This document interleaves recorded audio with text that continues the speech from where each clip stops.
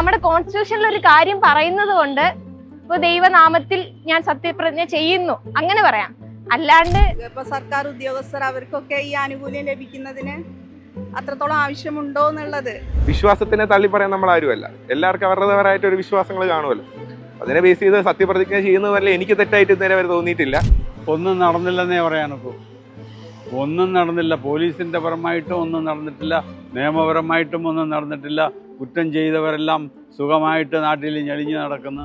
ആരെയും അങ്ങോട്ടും ഇങ്ങോട്ടും കുറ്റം പറയാൻ പറ്റില്ല. എല്ലാവരും കണക്കാണ്. ഇപ്പോൾ അവർ കയറി കഴിഞ്ഞാൽ അവർ ഇവരെയും കുറ്റം പറയും, ഇവർ അവരെയും കുറ്റം പറയും. എല്ലാവരും കണക്കി തന്നെ. പലപ്പോഴും ചിന്തിച്ചിട്ടുള്ള ഒരു കാര്യമാണ്. കാരണം ഒരു വയനാട് ജില്ലയിലാണ് ഒരു നല്ല മെഡിക്കൽ കോളേജ്, എല്ലാ സൗകര്യമുള്ള നല്ലൊരു മെഡിക്കൽ കോളേജ് പുതിയത് തുടങ്ങുന്നതിന് മുമ്പ് വേണമെങ്കിൽ ആ ഒരു ഇൻഫ്രാസ്ട്രക്ചറും ഉള്ള നിലവിലുള്ളതിനെ ഒന്ന് റെനോവേറ്റ് ചെയ്ത് അതെനിക്ക് തോന്നുന്നുണ്ട്, ശ്രമിച്ചിട്ടുണ്ടെന്ന് തന്നെ തോന്നണം. അല്ലെങ്കിൽ ഇത്രയും ആൾക്കാരെ കഴിഞ്ഞ പ്രാവശ്യം പിടിച്ചുകൂടായിരുന്നു, ഇപ്രാവശ്യം പിടിക്കുന്നുണ്ട് കൂടുതൽ ആൾക്കാർ. ആഭ്യന്തര സംവിധാനം നല്ല രീതിയിൽ പ്രവർത്തിക്കുന്നുണ്ട്. കാരണം കഴിഞ്ഞ 10 വർഷമായിട്ട് ഇവിടെ ലഹരിയുടെ അളവ് എത്രയായിരുന്നു ഇപ്പോൾ ഇവിടെ പ്രവർത്തിക്കുന്നത് നമുക്ക് മനസ്സിലാവും. അവർക്ക് ഒരു അവസരം കൊടുക്കട്ടെ. എപ്പോഴും UDF-ഉം BJP അല്ല UDF-ഉം LDF-ഉം മാത്രമായിട്ട് വന്നിട്ട് കാര്യമില്ലല്ലോ. പുതിയ പാർട്ടികൾക്കും അവസരം കൊടുക്കണമല്ലോ. പിന്നെ നെഗറ്റീവ് സൈഡായിട്ടും അവരെ ഭാഗത്തുണ്ട് കുറേ നെഗറ്റീവ് കാര്യങ്ങൾ. ഇല്ലാത്ത ആൾക്കാർ കാണുമല്ലോ നെഗറ്റീവ് ഇല്ലാത്ത. 10ാം ക്ലാസ് വേണ്ട, ഇപ്പൊ 5ാം ക്ലാസ് പിള്ളേരുടെ വരെ ഇങ്ങനത്തെ സാധനങ്ങളൊക്കെയാണ് ഉള്ളത്. അപ്പോൾ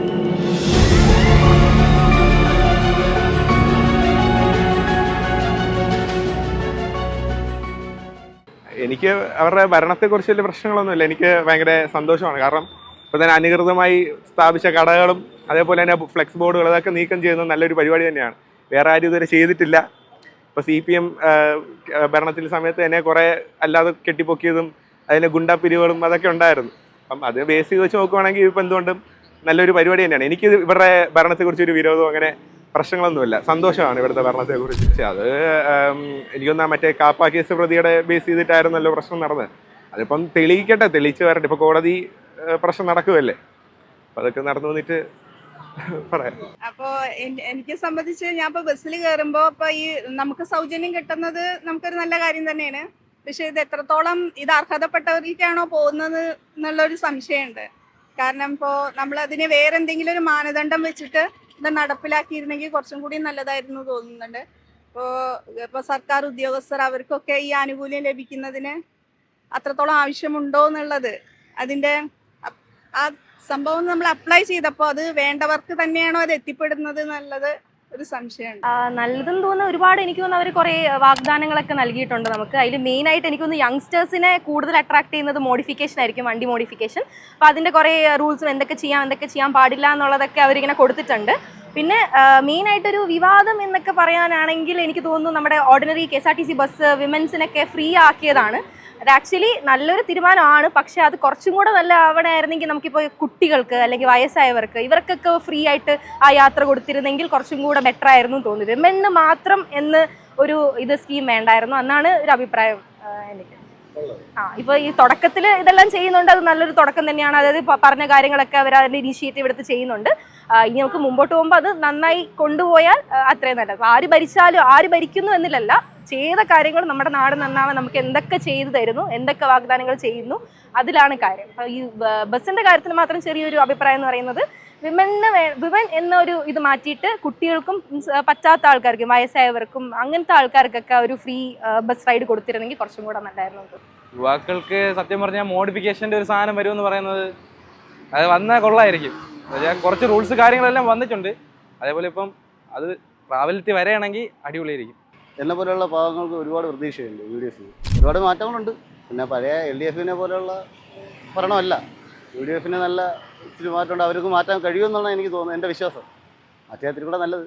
ഒരുപാട് ജനങ്ങൾ കഷ്ടപ്പെടുന്ന ഒരു വേളയിൽ ഇവരെ പോലെയുള്ള നല്ല നല്ല ആൾക്കാർ വന്നു കഴിഞ്ഞാൽ അത് വളരെ നല്ല കാര്യമാണ്. കാരണം ഒരുപാട് സ്ത്രീകൾ ജോലിക്ക് പോകുന്നവർക്ക് തന്നെ നടന്നു പോകേണ്ട അവസ്ഥകൾ വന്നിട്ടുണ്ട്. വണ്ടിക്കൂലിക്ക് കാശില്ലാതെ ഒരുപാട് പേര് എൻ്റെ അറിവിൽ തന്നെ ഒരുപാട് പേരുണ്ട്. അപ്പോൾ ഇതിപ്പോൾ അങ്ങനെ ഒരു ഇത് വന്നത് വളരെ നല്ല ഒരു കാര്യം എന്ന് ഞാൻ പറയുന്നത്. നമ്മുടെ ഡെമോക്രസി ഒരു രാജ്യമാണ്.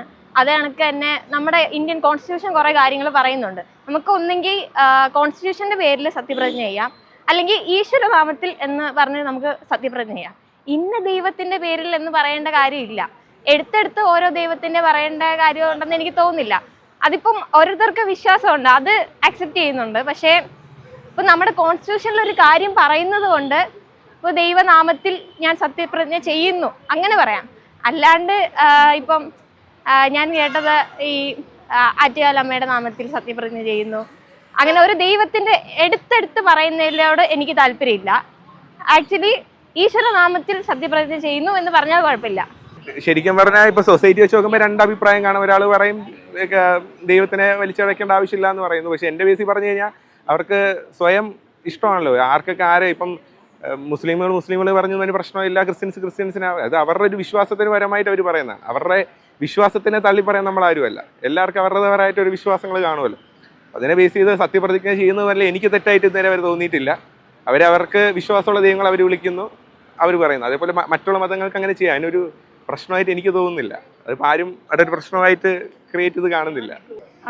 കൂടുതൽ എനിക്കറിയില്ല, പക്ഷെ ഒരു മെഡിക്കൽ കോളേജ് വരുന്നത് എത്രയും നല്ലതാണ്. കാരണം നമ്മുടെ ഇപ്പോഴത്തെ സാഹചര്യം അനുസരിച്ച് അസുഖങ്ങളും ഇതൊക്കെ ഒരുപാട് കൂടുന്നുണ്ട്. അപ്പോൾ ഇപ്പോൾ ഒരു ഫെസിലിറ്റി നമ്മുടെ രാജ്യത്തിൻ്റെ ഈ നമുക്ക് കിട്ടുന്ന ടാക്സ് ഇതൊക്കെ ഒരു നല്ല കാര്യത്തിനാണ് പോകുന്നത് എന്ന് പറയുന്നത് നല്ലൊരു തീരുമാനമാണ്. മെഡിക്കൽ കോളേജൊക്കെ നമുക്ക് ഇനി ആവശ്യമുള്ളൊരു കാര്യങ്ങളാണ്. കാരണം അത്രയും ഡിസീസൊക്കെ വന്നുകൊണ്ടിരിക്കുകയാണ്. അതായത് നിലവിൽ ഒരു പുതിയൊരു മെഡിക്കൽ കോളേജ് എന്നൊരു കൺസെപ്റ്റിനോട് എനിക്ക് എതിരാണ്. കാരണം എന്ന് പറഞ്ഞാൽ നിലവിലുള്ള മെഡിക്കൽ കോളേജിൻ്റെ ഫെസിലിറ്റി കൂട്ടുകയാണ് വേണ്ടത്. എനിക്ക് പലപ്പോഴും തോന്നിയിട്ടുണ്ട്, ഞാൻ ഒരു 1-2 തവണ കാഷ്വാലിറ്റി പോയിട്ടുണ്ട്. അപ്പോൾ ശരിക്കും വരുന്ന ഒരു 10-30 പേഷ്യൻസിനെയൊക്കെ ട്രീറ്റ് ചെയ്യാൻ ഒരു ഡോക്ടറെ ഉണ്ടാവത്തുള്ളൂ പല സമയങ്ങളിലും. അപ്പോൾ ഇത് അനുഭവത്തിലും വന്നിട്ടുണ്ട്. ഒരിക്കൽ ഒരു ആക്സിഡൻറ്റ് പറ്റി തിരുവനന്തപുരം മെഡിക്കൽ കോളേജിൽ പോയിട്ട് ഒരു 3-4 മണിക്കൂറോളം ശരിക്കും പറഞ്ഞാൽ പ്രോപ്പറായിട്ട് ട്രീറ്റ്മെൻറ്റ് കിട്ടാണ്ട് ഞാൻ ഡിസ്ചാർജ് വാങ്ങി GG ഹോസ്പിറ്റലിൽ പോയിട്ടുണ്ട്. ഒരു ആക്സിഡൻറ്റ് ഇവിടെ സംഭവിച്ചിട്ട് പോയിട്ടുള്ളതാണ്. അപ്പോൾ അന്ന് തോന്നിയിട്ടുള്ള, പിന്നെ പലപ്പോഴും നമ്മൾ പല കാര്യങ്ങൾക്കായി തിരുവനന്തപുരം മെഡിക്കൽ കോളേജിൽ പോകുമ്പോൾ നമുക്ക് തോന്നുന്നതാണ്. കാരണം ഒരു 16-ാം വാർഡൊക്കെ എന്ന് പറയുന്നത് വളരെ മോശം, വളരെ ശോചനീയമായ അവസ്ഥയാണ് പല സ്ഥലങ്ങളിലും ഉള്ളതെന്ന് പറയുന്നത്. അപ്പോൾ കൂടുതൽ ഫെസിലിറ്റി കൊണ്ടുവരിക. ട്രിവാൻഡ്രം മെഡിക്കൽ കോളേജ് ശരിക്കും പറഞ്ഞാൽ ഒരുപാട് പേഷ്യൻസ് ഡിപ്പെൻഡ് ചെയ്യുന്ന ഒരു ഹോസ്പിറ്റലാണ്. അപ്പോൾ അതിൻ്റെ ഫെസിലിറ്റി കൂട്ടുകയാണ് ഏറ്റവും നല്ലത്. അതായത് കൂടുതൽ ഡോക്ടേഴ്സ് വരിക. എനിക്ക് തോന്നുന്നു ഡോക്ടേഴ്സ് അത്യാവശ്യം ഉണ്ടെന്ന് എനിക്ക് തോന്നുന്നു. പക്ഷേ സൗകര്യങ്ങൾ, അതായത് ബെഡുകളുടെ എണ്ണം കൂട്ടുക, കാഷ്വാലിറ്റി, എസ്പെഷ്യലി കാഷ്വാലിറ്റിയാണ് വളരെ കുറച്ചുകൂടെയൊക്കെ ഫെസിലിറ്റി കൊടുത്ത്, അതായത് എത്ര പേഷ്യൻസ് വന്നാലും ട്രീറ്റ് ചെയ്യാൻ പറ്റുന്ന ഒരു സാഹചര്യത്തിലേക്ക് തിരുവനന്തപുരം മെഡിക്കൽ കോളേജ് മാറ്റുക എന്നുള്ളതാണ്. പിന്നെ ശരിക്കും മെഡിക്കൽ കോളേജ് ആവശ്യം ഉള്ളത് തിരുവനന്തപുരത്തല്ല, വയനാട് ജില്ലയിലാണ്. ഞാൻ വയനാട് ജില്ലയിൽ വർക്ക് ചെയ്ത് ഇപ്പോൾ ട്രാൻസ്ഫറായി ട്രിവാൻഡ്രം വന്ന വ്യക്തിയാണ്. ശരിക്കും വയനാട് ജില്ലയിലെ ചുരത്തിൻ്റെ അവസ്ഥ എല്ലാവർക്കും അറിയാമല്ലോ. ഒരു മേപ്പാടി മിംസ് എന്നൊക്കെ ഒരു എമർജൻസി കേസ് വന്നാൽ നേരെ വിടുന്നത് കോഴിക്കോട് മെഡിക്കൽ കോളേജിലാണ്. ചുരം എപ്പോഴും ബ്ലോക്കായിരിക്കും. ഞങ്ങൾക്ക് ഏറ്റവും കൂടുതൽ വിഷമം തോന്നുന്നത് ഞങ്ങളെ പാസ് ചെയ്ത് പോകുന്ന ഈ ആംബുലൻസ് കാണുമ്പോഴാണ്. കാരണം ഈ പേഷ്യൻ്റ് ചുരം ബ്ലോക്കായാൽ ഒന്നും ചെയ്യാൻ പറ്റത്തില്ല, വളരെ ബുദ്ധിമുട്ടാണ്. ഈ പേഷ്യൻ്റ് താഴെ എത്തി കോഴിക്കോട് മെഡിക്കൽ കോളേജിൽ എത്തുന്നത് വരെ ആളുടെ ജീവന് ഒന്നും സംഭവിക്കരുതെന്ന് പലപ്പോഴും ഞങ്ങൾ പ്രാർത്ഥിച്ചിട്ടുണ്ട്, പലപ്പോഴും ചിന്തിച്ചിട്ടുള്ള ഒരു കാര്യമാണ്. കാരണം ഒരു വയനാട് ജില്ലയിലാണ് ഒരു നല്ല മെഡിക്കൽ കോളേജ്, എല്ലാ സൗകര്യമുള്ള നല്ലൊരു മെഡിക്കൽ കോളേജ് കൽപ്പറ്റ പോലുള്ള വയനാടിൻ്റെ ഏറ്റവും ഹൃദയഭാഗത്ത് വരണം എന്ന് ആണ് എൻ്റെ ഒരു അഭിപ്രായം. പുതിയത് തുടങ്ങുന്നതിന് മുമ്പ് വേണമെങ്കിൽ ആ ഒരു ഇൻഫ്രാസ്ട്രക്ചറും ഇപ്പോൾ ഉള്ള നിലവിലുള്ളതിനെ ഒന്ന് റെനോവേറ്റ് ചെയ്ത് രോഗികൾക്ക് നല്ല ഇതൊക്കെ കൊടുത്ത് നല്ല ഫെസിലിറ്റീസ് ഒക്കെ കൂടുതൽ കൊടുക്കാം എന്നും. പക്ഷെ ഒരു വേറൊരു തുടങ്ങുന്നതിലും അഭിപ്രായ വ്യത്യാസമൊന്നുമില്ല. പക്ഷെ ഉള്ളതും നന്നായിട്ട് മെയിൻറ്റെയിൻ ചെയ്ത് പോകണം എന്നാണ്. രോഗികൾക്ക് എന്ന് പറയുന്നതിനേക്കാളും കുറച്ചും കൂടെ കഴിവില്ലാത്ത പറ്റാത്ത ആൾക്കാർക്ക്, ഇപ്പോൾ പറഞ്ഞ പോലെ വയസ്സായവർക്ക് അല്ലെങ്കിൽ ഫിനാൻഷ്യലി കുറച്ച് ബാക്ക്വേർഡ് ആയിട്ടുള്ള ആൾക്കാർക്ക് കൊടുക്കുന്നതായിരിക്കും നല്ലത്. കാരണം ഒന്നാമത്തെ കാര്യം, എല്ലാം ഫ്രീ ആയിട്ട് കൊടുത്തു കഴിഞ്ഞാൽ നമ്മുടെ രാജ്യം വളരത്തില്ല. ടാക്സ് എന്ന് പറഞ്ഞ സാധനമുണ്ട്, നമ്മളിത് കൊടുത്തിട്ടാണ് നമുക്ക് ഈ റോഡും ഇൻഫ്രാസ്ട്രക്ചറും ബിൽഡിങ്സും ഒക്കെ വരുന്നത്. അപ്പോൾ എല്ലാം ഫ്രീ ആയിട്ട് എല്ലാവർക്കും കൊടുക്കണ്ട. പക്ഷേ ഈ പറ്റാത്ത ആൾക്കാർക്ക്, ഈ അസുഖം കാരണം ജീവൻ നഷ്ടപ്പെട്ടു പോകാൻ സാധ്യതയുള്ള ആൾക്കാർ, കുഞ്ഞു പിള്ളേർ, അങ്ങനത്തെ ഉള്ളവർക്കൊക്കെ ഒരു ചാൻസ് ആണ് ഈ ഒരു ഫ്രീ ആയിട്ടുള്ളൊരു മെഡിസിൻ കൊടുക്കുന്നത് എന്ന് പറയാം. ലഹരിവേട്ട നാട്ടിൽ കണ്ടമാനം നടക്കുന്നുണ്ട്. ഇത് ഇപ്പം കോൺഗ്രസ് ഭരണത്തിൽ വന്നതിന് ശേഷം ഒരുപാട് ഇത് ലഹരിവേട്ട പിടിച്ച്. സത്യം പറഞ്ഞാൽ കേരളത്തിൽ വലിയ ലഹരി മാഫിയ ഉണ്ട്. അത് ഇപ്പോൾ ഈ തൂഫാൻ വന്നതുകൊണ്ട് കുറേ സ്കൂളിൽ പഠിക്കുന്ന വിദ്യാർത്ഥികളായാലും ഇപ്പം അല്ലാതെ തന്നെ കുറച്ച് ആൾക്കാർക്ക് ഈ ലഹരിയുടെ വലയപ്പെടാതെ അവർ രക്ഷപ്പെടാനുള്ള ചാൻസ് ഉണ്ട് തൂഫാൻ വന്നതോടെ. കഴിഞ്ഞ മന്ത്രിസഭയിൽ വെച്ച് നോക്കുമ്പം ഇത്ര ലഹരിക്ക് ഇത്ര പ്രാധാന്യം കൊടുത്തിട്ടില്ലായിരുന്നു. എന്ന് വെച്ചാൽ അവർ ഈ വരുന്ന സാധനങ്ങൾ വരും പോകും അങ്ങനെ ഇതായിരുന്നു. പക്ഷേ ഇപ്പോഴത്തെ മന്ത്രിസഭയിൽ നല്ലൊരിതുണ്ട്. ഈ തൂഫാൻ തന്നെ ഒരു എന്ന് വെച്ചാൽ അങ്ങനെ കൂടുതൽ ആൾക്കാർ ഇത് പിടിക്കുന്നുണ്ട്. നമ്മൾ ഇപ്പോൾ നോക്കുകയാണെങ്കിൽ ഇപ്പോഴത്തെ ആഭ്യന്തര സംവിധാനം നല്ല രീതിയിൽ പ്രവർത്തിക്കുന്നുണ്ട്. കാരണം കഴിഞ്ഞ 10 വർഷമായിട്ട് ഇവിടെ ലഹരിയുടെ അളവ് എത്രയായിരുന്നു ഇപ്പോൾ അവിടെ പ്രവർത്തിക്കുന്നത് നമുക്ക് മനസ്സിലാവും. കാരണം ഞാനൊരു മുൻ പോലീസ് ഉദ്യോഗസ്ഥനാണ്. അപ്പോൾ അതുകൊണ്ട് എനിക്ക് പറയാൻ പറ്റും, അവർ പോലീസിനെ അവരെ സ്വാതന്ത്ര്യത്തിന് വിട്ട് കഴിഞ്ഞാൽ, അവരെ ജോലി ചെയ്യാൻ വിട്ട് കഴിഞ്ഞാൽ അവർക്ക് ഉറപ്പായിട്ട് ഇതൊക്കെ കൺട്രോൾ ചെയ്യാൻ പറ്റും. അവരതിനുള്ള കഴിവുള്ള ഒരു സംവിധാനമാണ്. എനിക്കതിൽ ഒരു സംശയമില്ല. കാരണം അവരെ നയിക്കുന്ന പോലെ ഇരിക്കും. അതിന് ഇപ്പോഴത്തെ ഗവൺമെൻറ് തുടക്കത്തിൽ നല്ല രീതിയിൽ ചെയ്യുന്നുണ്ട്. ഇത് മുന്നോട്ടും ഉണ്ടാവട്ടെ എന്ന് ഞാൻ ആശംസിക്കുന്നു. അതെനിക്ക് തോന്നുന്നുണ്ട്, ശ്രമിച്ചിട്ടുണ്ടെന്ന് തന്നെ തോന്നണം. അല്ലെങ്കിൽ ഇത്രയും ആൾക്കാരെ കഴിഞ്ഞ പ്രാവശ്യം പിടിച്ചുകൂടായിരുന്നു. ഇപ്രാവശ്യം പിടിക്കുന്നുണ്ട് കൂടുതൽ ആൾക്കാർ. കുറ്റം ചെയ്തവർ, ശിക്ഷിക്കപ്പെടേണ്ടവരെല്ലാം നാട്ടിൽ ഞെളിഞ്ഞ് നടക്കുക. പിന്നെ എവിടെന്നാ? ഏറ്റവും കൂടുതൽ എറണാകുളത്താണ്, 2 കോഴിക്കോട്. കാരണം ഈ 2 സ്ഥലങ്ങളും എന്താ പറയുക, ഡ്രഗ് മാഫിയയുടെ കയ്യിലാണ്. ഒരുപാട് ആളുകളെയൊക്കെ നമ്മൾ കണ്ടിട്ടുണ്ട്. കാരണം പാർക്കുകളിലായാലും ബീച്ചുകളായാലും കോളേജുകളായാലും. പിന്നെ മെയിനായിട്ടെന്ന് പറയുന്നത് ഈ ഇപ്പോഴും നമ്മളെ ഈ കേരളത്തിൽ ചില സ്കൂളുകളുടെയും പള്ളികളുടെയും അടുത്ത് തന്നെ ഇപ്പോഴും ബാറുകളൊക്കെ ഉണ്ട്. അതൊക്കെ മാക്സിമം ഒന്ന് മാറ്റി അതിന് ഞാൻ എതിരാണ്. കാരണം വെച്ച് കഴിഞ്ഞാൽ അതൊന്ന് മാറ്റണം. കാരണം വെച്ച് കഴിഞ്ഞാൽ ഈ സ്കൂളുകളും കോളേജുകളും അതിൻ്റെ അടുത്തുനിന്നൊക്കെ മാറ്റിയിട്ട് വേറെ പ്രൈവറ്റ് ആയിട്ടുള്ള സ്ഥലങ്ങളിൽ ബാറൊക്കെ വെച്ച് കഴിഞ്ഞാൽ ഇച്ചിരി കൂടെ നല്ലതാണ്. കാരണം ഈ സ്റ്റുഡൻസ്, ഈ വരുന്ന തലമുറ ഇത് കണ്ട് അവിടെ കയറി മദ്യപിക്കുന്നവരെ കണ്ടാണ് അവരും കയറി പോകുന്നത്. അപ്പം മറ്റേതെന്തോ ഒന്ന് കുറഞ്ഞു കിട്ടും, അത്രയേ ഉള്ളൂ. അതാണ് എൻ്റെ അഭിപ്രായം. കാരണം മാക്സിമം ഡ്രഗ്സ് വരുന്നത് തന്നെ നമ്മുടെ കേരളത്തിലുള്ള ആൾക്കാർ കൈകൊടുത്തിട്ടാണ്. അതിൽ വലിയ വലിയ ആൾക്കാരും ഉണ്ട്, അല്ലാത്ത ആൾക്കാരുണ്ട്. ഈ വലിയ വലിയ ആൾക്കാർ ഈ പാവപ്പെട്ടവരെ കൊണ്ട് ജയിച്ചിട്ട് വലിയ വലിയ ആൾക്കാർ കയറി മിണ്ടാതിരിക്കും. കിട്ടുന്നത് അത്രയും പാവപ്പെട്ട തലമുറയ്ക്കാണ് കിട്ടുന്നത്. അതിൽ ഒരുപാട് കാര്യങ്ങളാണ്. ഓപ്പറേഷൻ തുഫാന്റെ ഭാഗമായിട്ട് കുറേ പോലീസുകാരൊക്കെ ഇങ്ങനെ കുഞ്ഞു പിള്ളേർ, യങ്സ്റ്റേഴ്സ് ഇവരെയൊക്കെ ചേസ് ചെയ്ത് ഇവരുടെ ബാഗ് ചെക്ക് ചെയ്യുന്നതൊക്കെ ഞാൻ കണ്ടായിരുന്നു. ലഹരി എന്ന് പറയുന്നത് നമ്മുടെ സമൂഹത്തിൽ ഇപ്പോൾ ഏറ്റവും കൂടുതൽ വരും. ഇപ്പോൾ എനിക്ക് തോന്നുന്നു 10ാം ക്ലാസ് വേണ്ട, ഇപ്പോൾ 5ാം ക്ലാസ് പിള്ളേരുടെ കയ്യിൽ വരെ ഇങ്ങനത്തെ സാധനങ്ങളൊക്കെയാണ് ഉള്ളത്. അപ്പോൾ ഈ ഒരു ഇനിഷ്യേറ്റീവ് ആക്ച്വലി നല്ലതാണ്. അതിൻ്റെ ഒരു പേരിൽ എല്ലാവർക്കും ഒരു പേടിയും ഒരു കരുതലും ഒക്കെ ഉണ്ടാവും. അപ്പോൾ അത് ഈ തുടക്കത്തിൽ മാത്രമുള്ള ഒരു ഇനിഷ്യേറ്റീവ് ആവരുത് എന്ന് മാത്രമേ ഉള്ളൂ. ഇനി അങ്ങോട്ടും ഇത് കണ്ടിന്യൂ ചെയ്ത് പോകണം എന്നാണ് എൻ്റെ അഭിപ്രായം. പിന്നെ മൊത്തത്തിൽ ഇപ്പം നമുക്ക് മനസ്സിലാവുന്നൊരു കാര്യം എന്ന് വെച്ചാൽ ഇത്രയും ലഹരി നമ്മുടെ ചുറ്റുപാടുകളിൽ ഉണ്ടായിരുന്നു. നമുക്കത് മനസ്സിലാക്കാൻ കഴിഞ്ഞില്ല. ഒന്നാമത്തെ കാര്യം, നമ്മൾ ഇപ്പോൾ പണ്ടത്തെ പോലെയല്ല, എല്ലാവരും അവരുടെ കാര്യങ്ങളിലേക്ക് തിരിഞ്ഞു. പണ്ട് നാട്ടിൻപുറത്ത് ഒരു സംവിധാനം ഉണ്ടായാൽ അത് നമ്മൾ അറിയാൻ പറ്റും. നാട്ടിൻപുറത്തൊരു പൊതുവായ ഒരു സ്ഥലത്ത് കുട്ടികളോ പയ്യന്മാരോ പരിചയമില്ലാത്ത ആൾക്കാരെ കൂടി നിന്നാൽ അവർ ചോദിക്കും, എന്താ ഇവിടെ നിൽക്കുന്നത് എന്നുള്ള ഇതൊക്കെ ചോദ്യം വരും. പക്ഷേ ഇപ്പോൾ അതൊന്നുമില്ല. എല്ലാവരും അവരുടെ കാര്യങ്ങളിലും പഴയതുപോലെ കൂട്ടായ്മയൊന്നും തന്നെ ഇല്ല. കുട്ടികളെല്ലാം ഫോണിലും എല്ലാത്തിലുമാണ്. അവർ പഴയതുപോലെ പണ്ട് എന്ന് പറഞ്ഞാൽ നാട്ടിൻപുറത്ത് കളിയും തൊട്ടടുത്തുള്ളവരെല്ലാവരും തമ്മിൽ അറിയാവുന്ന സാഹചര്യമാണ്. പക്ഷേ ഇപ്പം അങ്ങനെ അല്ല. അപ്പോൾ അതിൻ്റെതായ പ്രശ്നങ്ങൾ വന്നിട്ടുണ്ട്. എന്തായാലും ഈ ഒരു തുടക്കം നല്ല രീതിയിൽ മുന്നോട്ട് പോട്ടെ എന്ന് ആശംസിക്കുന്നു. കാരണം ഇത്തരം സംസ്ഥാനക്കാരാണ് ഏറ്റവും കൂടുതൽ അവിടെ കിടക്കുന്നത്. ഈ സൗത്ത് ഇന്ത്യ, നോർത്ത് ഇന്ത്യ കൂടുതലും വരുന്നത് എല്ലാം അവിടെ നിന്നാണ്. ഈ ഡെറാഡൂണ്, ജാർഖണ്ഡ്, കൊച്ചുവേളി, ഈ വരുന്നത് എല്ലാം അവിടെ നിന്നാണ് വരുന്നത്. ഈ വരുന്ന എന്താ പറയുക, ഡ്രഗ്സ്, അതായത് മയക്ക് വരുന്നത് നമ്മുടെ MDMA അങ്ങനെയുള്ള സാധനങ്ങൾ, കഞ്ചാവ് കൂടുതലും വരുന്നത് എവിടെ നിന്നാണ്? ബംഗാളിൽ നിന്നാണ്. അത് നമുക്കറിയാം. കാരണം അവിടെയൊന്നും അത് നിരോധിച്ചിട്ടില്ല. ഇവിടെ മാത്രമേ നമുക്ക് ഇത് ഈ കഞ്ചാവ് മറ്റുള്ള ഇതൊക്കെ. പക്ഷേ അവിടെ നിന്നാണ് കൂടുതലും ഇവിടെ വരുന്നത്. കാരണം ഇത്തരം സംസ്ഥാനക്കാരിൽ നമ്മൾ ഈ തമ്പാനൂർ റെയിൽവേ സ്റ്റേഷനിൽ പോയി നോക്കിയാൽ കാണാം, അവിടെ കൂടുതലും വരുന്നത് ബംഗാളികളാണ്. അവരെ തന്നെയാണ് കൂടുതൽ സെർച്ച് ചെയ്യുന്നത്. കാരണം പോലീസുകാർക്ക് അറിയാം അവരെ കയ്യിലേ സാധനം ഉള്ളത്. പിന്നെ അത് ഇവിടെ വന്നിട്ട് നമ്മൾ ഈ ചെറുകിട ആൾക്കാർ, ഈ കൊച്ചു കോളേജ്, സ്കൂള് അവരെല്ലാം കൊടുത്ത് ഇവരത് മുതലാക്കും. പക്ഷേ പിടിക്കപ്പെടുന്നത് കൊച്ചു ഇവിടെയുള്ള ഡൂക്കിലി പിള്ളേരൊക്കെ ആയിരിക്കും. പക്ഷേ ചെയ്യുന്നത് വലിയ വലിയ ടീമുകളാണ് ചെയ്യുന്നത്. അതിപ്പോൾ ഈ കേരളത്തിന് പുറത്ത്, സ്റ്റേറ്റിന് പുറത്തായാലും ശരി തന്നെ, കേരളത്തിനകത്തായാലും ശരി തന്നെ. അങ്ങനെ ലഹരി സിനിമാ മേഖലയിൽ നിന്ന് മാത്രമല്ല, ഏത് മേഖലയാണെങ്കിലും ലഹരി എന്ന് പറഞ്ഞൊരു സാധനം ഇവിടെ ഉണ്ടാവാൻ പാടില്ല. അതിൻ്റെ ഉപയോഗം വല്ല ഒരുപാട് പ്രശ്നങ്ങളുണ്ട്. ഇപ്പോൾ ക്രൈം, നമ്മുടെ ആൾക്കാർ അത് ഉപയോഗിച്ച് കഴിഞ്ഞാൽ നമ്മുടെ സറൗണ്ടിങ്സ് മറന്ന് ഉള്ള ഒരു ഇതായിരിക്കും നമ്മൾ കേട്ടിട്ടുണ്ട്. ഇപ്പോൾ സിനിമാ മേഖലയല്ല, ഏത് മേഖലയാണെങ്കിലും, അത് സ്കൂളാണെങ്കിലും ഹോസ്പിറ്റലാണെങ്കിലും എന്താണെങ്കിലും ലഹരി എന്ന് പറഞ്ഞൊരു സാധനം ഇവിടെ നിന്ന് പോകണം. അത് ഫുള്ളായിട്ട് ഇറാഡിക്കേറ്റ് ചെയ്യണമെന്നാണ് ആഗ്രഹം. പിന്നെ സിനിമാ മേഖലയിൽ ഈ പറയുന്ന പോലെ ലഹരിയുടെ അതിപ്രസരം ഉള്ളതായിട്ട് കഴിഞ്ഞ നമുക്ക് മുമ്പ് കണ്ടിട്ടുള്ളതാണ്. പല നടന്മാരെയും ഇതുമായിട്ട് ബന്ധപ്പെട്ട് പിടിക്കപ്പെടുന്നുണ്ട്. പക്ഷേ അത് പിന്നെ തുടർച്ചയായി മുന്നോട്ട് പോകുന്നത്, അന്വേഷണം എല്ലാം പകുതി വഴി നിൽക്കുകയാണ്. അപ്പോൾ അതെന്തുകൊണ്ടാണെന്ന് ആർക്കും ഒന്നും ഒരു വ്യക്തതയില്ല. അതുപോലെ ഈ പറയുന്ന ഇപ്പോഴത്തെ സംവിധാനം, പുതിയ ഗവൺമെൻറ് അണ്ടറിൽ ഈ പറയുന്ന കാര്യങ്ങൾക്ക് ഒരു തീരുമാനം ഉണ്ടാകുമെന്നും കർശനമായ നടപടികൾ ഇതിനെതിരെ എടുക്കുമെന്നും നമ്മൾ പ്രതീക്ഷിക്കുന്നുണ്ട്. ചെയ്യുന്നവരാരും പുറത്തു വരില്ല. ഇത് ചെയ്യുന്നവരാരും പുറത്തു വരില്ല. പക്ഷേ ചെയ്യാത്തവരെ പേരേ വരുള്ളൂ. മനസ്സിലല്ലേ?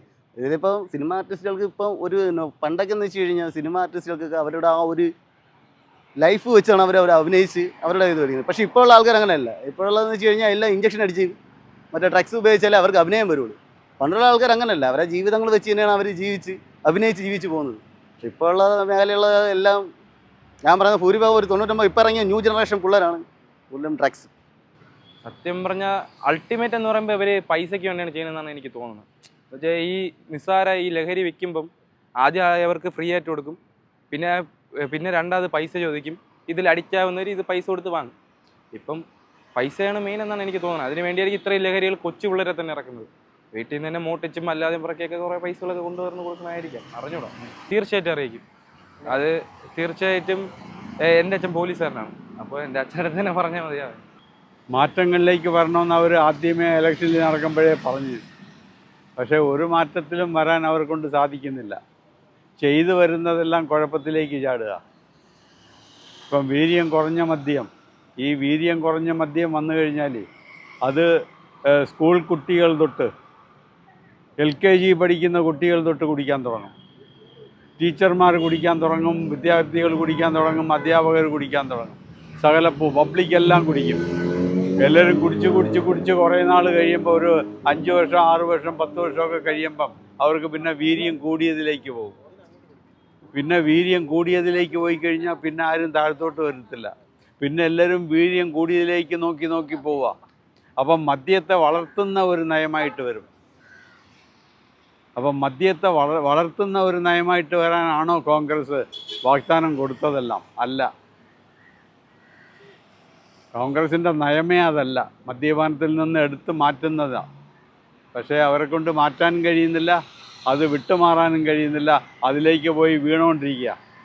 ഇപ്പോൾ ലഹരി അത് നമുക്ക് വിമുക്തമാക്കേണ്ട ഒരു കാര്യം തന്നെയാണ്. പ്രത്യേകിച്ച് നമ്മുടെ സ്കൂൾ തലങ്ങളിലൊക്കെ ഉള്ള അത് ഗവൺമെൻറ് തലത്തിൽ തന്നെ അതിന് അടിയന്തര നടപടികൾ എടുത്ത് സ്കൂളിൻ്റെ അടുത്ത് നമുക്ക് ചെയ്യാൻ പറ്റുന്ന കാര്യങ്ങൾ ഇപ്പോൾ നമ്മുടെ സ്കൂളിൻ്റെ അടുത്തുള്ള ഇങ്ങനെ കാണുന്ന സംഭവങ്ങളൊക്കെ നമ്മൾ നേരത്തെ കൂട്ടി കണ്ടിട്ട് സ്കൂളിൻ്റെ PTA അവരുടെയൊക്കെ സഹായത്തോടെ തന്നെ ഇതിനെ പൂർണ്ണമായിട്ടും നമ്മുടെ കുട്ടികളിൽ എത്താതെ അത് പൂർണ്ണമായി നിർമ്മാർജ്ജനം ചെയ്യേണ്ട ഒരു സംഗതി തന്നെയാണ്. എൻ്റെ അഭിപ്രായത്തിൽ വെച്ച് പറയുമെങ്കിൽ ഇവർക്ക് ഇവിടെ വരാൻ സൗകര്യം ഒരുക്കി കൊടുത്തത് നമ്മളെ കേരളത്തിലുള്ളവരാണ്. മനസ്സിലായില്ലേ? എന്നിട്ട് അവസാനം അവർ തന്നെയാണ് ഇതെല്ലാം ചെയ്യുന്നത്. നമ്മളെ ഈ മലയാളീസ് ഉള്ളിടത്ത് ഒരു പ്രത്യേകത എന്ന് വെച്ച് കഴിഞ്ഞാൽ ആദ്യം എല്ലാവരും പൊക്കിക്കൊണ്ടങ്ങ് പോകും, പിന്നെ അവസാനം അവർ തന്നെ കുത്തനങ്ങ് താഴെ. ഇയാൾ ഇത്രയും ഡ്രഗ് മാഫിയാണെന്ന് മറ്റുള്ളവർക്ക് അറിയാമെങ്കിൽ ഇയാൾ പിന്നെ എങ്ങനെ ഇവിടെ എത്തി? അയാൾക്ക് ഇവിടെ ഒരുക്കി കൊടുത്തതാരാണ്? ഇവിടെ വരാനുള്ള ഇത്രയും പ്രൊട്ടക്ഷൻ ഉണ്ടെന്നുള്ളത്. ഇത്രയും പ്രൊട്ടക്ഷൻ ഉണ്ടെങ്കിൽ പിന്നെ അയാൾ എങ്ങനെ ഇവിടെ എത്തി? ഇത്രയും ഡ്രഗ് മാഫിയ ആയിട്ടുള്ള ഒരാൾ ഇങ്ങനെ ഇവിടെ കേരളത്തിലെത്തി എന്നാണ് എൻ്റെ ചോദ്യം. എന്നാലും നമുക്ക് സാധാരണക്കാരൻ നമുക്ക് എന്ത് പറയാൻ പറ്റും? നമുക്കിങ്ങനെ പറഞ്ഞു തീർക്കാം. കൂടാതെ ഇപ്പോൾ സമൂഹ മാധ്യമങ്ങളിൽ ഒരു പുള്ളിക്കാരൻ്റെ പേരിങ്ങനെ പറയുകയുണ്ടായി, ഒരു സ്വാമി ഇങ്ങനെ പറയുകയുണ്ടായി, അയാളെക്കുറിച്ച് അന്വേഷണം വരുന്നില്ല. അപ്പോൾ ആഭ്യന്തര സംവിധാനത്തിനോടും അവരത് ചോദിക്കുന്നുണ്ട്, ഇത് നടപ്പാക്കുന്നുണ്ടോ, പുള്ളിക്കെതിരെ അന്വേഷണം ഉണ്ടാവുമെന്ന്. അപ്പോൾ അങ്ങനെ പരാതി വരുന്നവരെക്കുറിച്ച് ശക്തമായി അന്വേഷിക്കണമെന്നാണ് നമ്മുടെ അഭിപ്രായം. കാരണം എല്ലാവരും നിയമത്തിന് മുന്നിൽ ഒരുപോലെയാണ്. അപ്പോൾ ആരോപണം വരുമ്പോൾ അവരെല്ലാവരും അന്വേഷിക്കുകയും അതിന് ശക്തമായ നടപടി വന്നാൽ ജനങ്ങൾക്ക് മുമ്പ് നമുക്കൊരു പ്രിൻസിപ്പിളാണ്, നമുക്ക് കാണിക്കാൻ കഴിയും നമ്മൾ ഇങ്ങനെ നടപടി ചെയ്യുന്നുണ്ട്, ഇന്ന കാര്യങ്ങളെല്ലാം നടപ്പാക്കുന്നുണ്ട് എന്ന് പറയാൻ സാധിക്കും. അങ്ങനെ ഒരു ആശങ്ക എന്ന് പറയുമ്പോൾ ഇപ്പോൾ പൈസ കൊടുത്തു കഴിഞ്ഞാൽ എന്താണ് ഇല്ലാതായി പോകുന്നത്? ഇങ്ങനെ പൈസ ഉള്ളവർക്ക് ചിലപ്പോൾ എന്ത് ക്രൈം ചെയ്താലും അത് വാഷ് ഔട്ട് ചെയ്ത് കളയാനുള്ള ഒരു ഇൻഫ്ലുവൻസ് ഉള്ള നാടായിട്ടാണ് നമ്മുടെ പയ്യെ മാറിക്കൊണ്ടിരിക്കുന്നത്. പക്ഷേ അതുകൊണ്ടാണ് ഞാൻ പറഞ്ഞത് നമ്മുടെ ലോ കുറച്ചും കൂടെ ഒന്ന് സ്ട്രിക്റ്റ് ആവണം, കുറച്ച് സ്ട്രോങ് ആവണം, ആൾക്കാരെ അതിനെ പേടിക്കണം. ഇപ്പോൾ ഒരു പോലീസ് പിടിക്കുന്നു പറഞ്ഞാൽ ഞാൻ പോലീസ് കയറി നാളെ തിരിച്ചിറങ്ങും, അങ്ങനത്തെ ഒരു മൈൻഡ് സെറ്റാണ് പലർക്കും. അപ്പോൾ ലോ സ്ട്രിക്റ്റ് ആവും തോറും നമ്മുടെ ഈ ഒരു ക്രൈം റേറ്റ്സ് ഒക്കെ കുറയുന്ന തോന്നുന്നു. അപ്പോൾ പോവാൻ സാധ്യതയുണ്ട്. കാരണം നല്ല ഇൻഫ്ലുവൻസ് ആയിട്ടുള്ള പീപ്പിളൊക്കെ ആണെങ്കിൽ, പൈസ ഉള്ളവർക്കൊക്കെ ആണെങ്കിൽ ഈ ഒരു ചെറിയ കേസൊക്കെ പൈസ കൊടുത്ത് ഒതുക്കാം എന്നുള്ളൊരു നമ്മൾ കേട്ടിട്ടുണ്ട്. എത്രത്തോളം സത്യം എന്ന് എനിക്കറിയില്ല, പക്ഷെ അങ്ങനെ ഒരു അറിവ് മാത്രം. ഏറ്റവും നല്ലത് ഇപ്പം പ്രിയദർശിനി എന്ന് പറഞ്ഞൊരു പ്രോഗ്രാം കൊണ്ടുവന്നു, അത് നല്ലതായിട്ടെന്ന് തോന്നുന്നു. മിക്കവാറും സ്ത്രീകൾക്ക് ബസ്സിൽ പോകാൻ പൈസ കൊടുക്കാതെ പോകാൻ പറ്റുമല്ലോ, അത് തന്നെ ഒന്നത് നല്ല കാര്യമാണ്. പിന്നെ സർക്കാർ നല്ല മാറ്റങ്ങൾ വരുമെന്നാണ് തോന്നുന്നത്. അതുപോലെ ഈ ബഡ്ജറ്റിൽ തന്നെ നല്ലൊരു മാറ്റം നമ്മൾ കാണുന്നുണ്ട്. അത് നഷ്ടത്തിലെന്ന് പറയുമ്പോൾ ഇപ്പോൾ എല്ലാം മൊത്തത്തിൽ ഞാൻ പറഞ്ഞു വെച്ച് കഴിഞ്ഞാൽ ഇപ്പോൾ സ്ത്രീകൾക്ക് ഇത് കൊടുത്തോണ്ട് മാത്രം നഷ്ടത്തിലല്ല, അത് KSRTC മാത്രമല്ല, പൊതുവേ മൊത്തത്തിൽ നഷ്ടത്തിലാണ് ആക്കി വെച്ചിട്ട് പഴയ സർക്കാർ പോയിരിക്കുന്നത്. മനസ്സിലായില്ലേ? പക്ഷേ ഇപ്പോഴത്തെ സർക്കാർ അതെല്ലാം നികത്തിക്കൊണ്ട് വരുന്നതാണ് എൻ്റെ വിശ്വാസം. കാരണം അവർ ഒരുപാട് ശരിയാക്കി തരാമെന്ന് പറഞ്ഞിട്ട് ഈ 10 വർഷം അവരില്ലാതായി. അപ്പം ഇവർ വന്നിട്ട് ഒരുവിധം മാറ്റങ്ങൾ വരുന്നുണ്ട്. ഒരുവിധമൊക്കെ പാവങ്ങൾക്ക് ഒരുപാട് സഹായങ്ങളൊക്കെ ചെയ്യുന്നുണ്ട്. മലപ്പുറത്തു നിന്നും കോഴിക്കോട് നിന്നൊക്കെ ഇഷ്ടംപോലെ ആൾക്കാർ ഇവിടെ വന്ന് നിവേദനങ്ങളുമായിട്ട് വന്ന് മന്ത്രിയെ കണ്ട് സംസാരിച്ചിട്ട് പോകുന്നത് എൻ്റെ ഒരുപാട് അടുത്ത ഫ്രണ്ട്സുകൾ തന്നെ ഈ ഇടയ്ക്ക് വന്നിട്ടുണ്ടായിരുന്നു. അപ്പം അവരെ കൊണ്ട് കഴിയും, അവർ എല്ലാം നല്ലൊരു ഭരണമാണെന്നാണ് എൻ്റെ അഭിപ്രായം. അത് ആ ഒരു പ്രതീക്ഷ എനിക്കുണ്ട്, അവരെ കൊണ്ട് മാറ്റാൻ കഴിയുള്ളൂ. ഈ സമയമുണ്ടല്ലോ അവരുടെയൊക്കെ എല്ലാം തീരുമാനങ്ങൾ, കാരണം ഫണ്ട് വേണ്ടേ. ഇപ്പം തന്നെ ഒരുപാട് ഫണ്ടിൽ ഒരുപാട് കുറവാണ്. കേരളത്തിന് ഇപ്പോൾ ഒരുപാട് ഫണ്ട് കുറഞ്ഞിരിക്കുകയാണ്. അപ്പോൾ അതിൻ്റെ പ്രശ്നങ്ങളായിട്ടൊക്കെ അവർ നിൽക്കുകയാണ്. എല്ലാം പൊതുവേ അവർക്ക് കുറച്ച് സമയം കൊടുക്കുക. ഇപ്പം നമ്മൾ ഈ 10 വർഷം നമ്മൾ സമയം കൊടുത്തിട്ട് അവർ വല്ലതും ചെയ്താൽ, അതുപോലെ ഇവർക്കൊരു 2-2.5 വർഷമെങ്കിലും സമയം കൊടുക്കുക. അപ്പോൾ അവരെല്ലാം കൂടെ റെഡിയാക്കും എന്നാണ് എൻ്റെ വിശ്വാസം. ഒന്നും നടന്നില്ലെന്നേ പറയാനിപ്പോൾ. ഒന്നും നടന്നില്ല. പോലീസിൻ്റെ പരമായിട്ടും ഒന്നും നടന്നിട്ടില്ല, നിയമപരമായിട്ടും ഒന്നും നടന്നിട്ടില്ല. കുറ്റം ചെയ്തവരെല്ലാം സുഖമായിട്ട് നാട്ടിൽ ഞെളിഞ്ഞ് നടക്കുന്നു. അപ്പോൾ ശരിക്കും KSRTC എന്ന് പറയുന്നത് ഒരു സർവീസ് ഓറിയൻറ്റഡ് ആയിട്ടുള്ള ഒരു സ്ഥാപനമാണ്. സർക്കാർ പ്രോപ്പറായിട്ട് ഗ്രാൻറ്റ് കൊടുക്കുകയാണെങ്കിൽ പിന്നെ KSRTCയിൽ ഒരു നഷ്ടം വരാൻ ചാൻസ് വരുന്നില്ല. പിന്നെ ഇതുമൂലം നമുക്ക് ശരിക്കും സ്ത്രീകൾ യാത്ര ചെയ്യുന്നത് മൂലം നമുക്ക് എക്കണോമിയിൽ ഇമ്പ്രൂവ്മെൻ്റ് ഉണ്ടാകുമ്പോൾ സ്വാഭാവികമായിട്ടും ടാക്സ് ഇനത്തിൽ ഈ വരുമാനം സർക്കാരിന് തന്നെ വരുന്നുണ്ട്. അതുപോലെ തന്നെ KSRTCക്കും വരാം. നോൺ ടാക്സ് ഇനങ്ങളിൽ KSRTCക്ക് വരുമല്ലോ. അപ്പോൾ പിന്നെ അങ്ങനെ ഒരു ഇഷ്യൂ വരാൻ ചാൻസ് ഇല്ല എന്നാണ് ഞാൻ വിശ്വസിക്കുന്നത്. വാഹനങ്ങൾ തന്നെത്താൻ ഇടിച്ചു കയറുന്ന, വാഹനങ്ങൾ കൊണ്ട് ഇടിച്ച് കയറ്റുന്ന, ഒരു വാഹനം വിട്ടിരുന്ന അതിൻ്റെ പിറകിൽ കൊണ്ട് ഇടിച്ചു കയറ്റുന്ന എന്തെല്ലാം ഓടിക്കൊണ്ടിരിക്കുന്ന വണ്ടികളുടെ പേരിൽ ഇടിച്ച് തെല്ലിയിട്ടിട്ട് അവർ വണ്ടി ഓടിച്ചുകൊണ്ട് പോകുന്നു. ബസ് കൺട്രോളില്ലാതെ ഓടുന്നിട്ട്, കാറ് കൺട്രോളില്ലാതെ ഓടുന്നു, ബൈക്ക് കൺട്രോളില്ലാതെ ഓടുന്നു. ഒന്നും കൺട്രോൾ ചെയ്യാൻ ആരും കഴിയാത്ത ഒരു അന്തരീക്ഷത്തിലാണ് ലഹരിയുടെ പ്രവർത്തനം പോകുന്നത്. പ്രശ്നങ്ങൾ 2 പാർട്ടികൾ മാറി മാറി ഭരിക്കുന്ന സ്ഥലമാണ്. അപ്പോൾ എന്തെങ്കിലും പ്രശ്നങ്ങൾ ഉണ്ടാവും, അതിനനുസരിച്ച് മറ്റുള്ളവർ അങ്ങോട്ടും ഇങ്ങോട്ടുള്ള വിഷയങ്ങളെല്ലാം വരും. കോർപ്പറേഷൻ്റെ ഒരു നല്ല കാര്യം എന്ന് പറയുകയാണെങ്കിൽ ഇപ്പം തന്നെ കുറേ പേരെ ലഹരി സംഭവങ്ങൾ കുറേ ഉണ്ടായിരുന്നു. ബംഗാളികൾ കുറേ തട്ട് നടത്തിയിട്ട് അതിൽ നിന്ന് കുറേ സാധനങ്ങളൊക്കെ പിടിച്ചെടുത്ത്, അതൊക്കെ ഒരു നല്ലൊരു കാര്യമാണ്. പിന്നെ നെഗറ്റീവ് സൈഡായിട്ടും അവരെ ഭാഗത്തുണ്ട് കുറേ നെഗറ്റീവ് കാര്യങ്ങൾ. ഇല്ലാത്ത ആൾക്കാർ കാണുമല്ലോ നെഗറ്റീവ് ഇല്ലാത്ത. കാണും. BJP ഭരണത്തിൽ കയറിയതിൻ്റെ പല പ്രശ്നങ്ങളും അല്ലെങ്കിൽ പല ചൊറിയും ഇതെല്ലാം അവിടെ ഇവിടെ ആയിട്ട് കാണപ്പെടുന്നുണ്ട്. കുഴപ്പമില്ല, അവർക്ക് ഒരു അവസരം കൊടുക്കട്ടെ. എപ്പോഴും UDF-ഉം UDF-ഉം LDF-ഉം മാത്രമായിട്ട് വന്നിട്ട് കാര്യമില്ലല്ലോ. പുതിയ പാർട്ടികൾക്കും അവസരം കൊടുക്കണമല്ലോ. ഇപ്പോൾ കേരളത്തിൽ BJP ആദ്യമായിട്ട് കയറുന്ന കോർപ്പറേഷനാണ് ഈ തിരുവനന്തപുരം പാലക്കാട് കഴിഞ്ഞിട്ട് തിരുവനന്തപുരമായിരുന്നു. അപ്പം പിന്നെ ഭരണമാറ്റം എന്തുകൊണ്ടും നല്ലതാണ്. ഓരോ ഭരണകാരികളും എന്തൊക്കെയാണ് മാറ്റങ്ങൾ കൊണ്ടുവരുന്നത് നമുക്കറിയാം. അതിനെ ബേസ് ചെയ്തിട്ട് ഇനി വരുന്ന ഇലക്ഷന് നമുക്ക് അതിനനുസരിച്ച് വോട്ട് ചെയ്യാനും പറ്റും. അതുകൊണ്ട് അവസരം കൊടുക്കുന്നത് എന്തുകൊണ്ടും നല്ലതാണ്. ഞാൻ പറഞ്ഞാൽ ഈ ഭരണം തന്നെ മുന്നോട്ട് പോട്ടെ. അടുത്ത ഇലക്ഷൻ വരുന്നത് നമുക്ക് ഇവരുടെ റിസൾട്ട് എല്ലാം നോക്കിയതിന് ശേഷം അടുത്ത ആളെ വോട്ട് ചെയ്യുന്നതായിരിക്കും നല്ലതെന്ന് ഞാൻ ഇത് ഇപ്പൊ പാർട്ടിപരമായിട്ടുള്ള പ്രശ്നം കാരണമാണ് ഇപ്പം കോർപ്പറേഷനിൽ അടിയുണ്ടാവുന്നതെന്നാണ് എനിക്ക് തോന്നുന്നത്. പിന്നെ അഭിപ്രായ വ്യത്യാസങ്ങൾ അത് എല്ലായിടത്തും ഉള്ളതാണ്. പിന്നെ അവര് ഇപ്പൊ BJP ആണ് ഇവിടെ ട്രിവാൻഡ്രം കോർപ്പറേഷൻ റൂൾ ചെയ്യുന്നത്. അപ്പം അവര് പുതിയതായി വന്നതിന്റെ ഓരോ പ്രശ്നങ്ങളുണ്ട്. ഇപ്പൊ മുന്നേ ഉണ്ടായിരുന്ന കുറെ സ്കീമൊക്കെ അവർ നോക്കുന്നില്ല. അവര് പുതിയതായി കുറെ ഇത് കൊണ്ടുവരുന്നു. പക്ഷേ ഇവർ 3 പേരും ആരെയും അങ്ങോട്ടും ഇങ്ങോട്ടും കുറ്റം പറയാൻ പറ്റില്ല. എല്ലാവരും കണക്കാണ്. ഇപ്പോൾ അവർ കയറി കഴിഞ്ഞാൽ ഇവരെയും കുറ്റം പറയും, അവരെയും കുറ്റം പറയും. എല്ലാവരും കണക്കി തന്നെ. കാരണം ഞാൻ ഒരു പ്രൈവറ്റ് സെക്ടർ, അതായത് ഒരു പാർട്ടിയിൽ ഇല്ലാത്ത ഒരാളാണ്. എനിക്ക് ഈ രാഷ്ട്രീയം എന്ന് പറയുന്ന സംഭവം എനിക്കിഷ്ടമല്ല.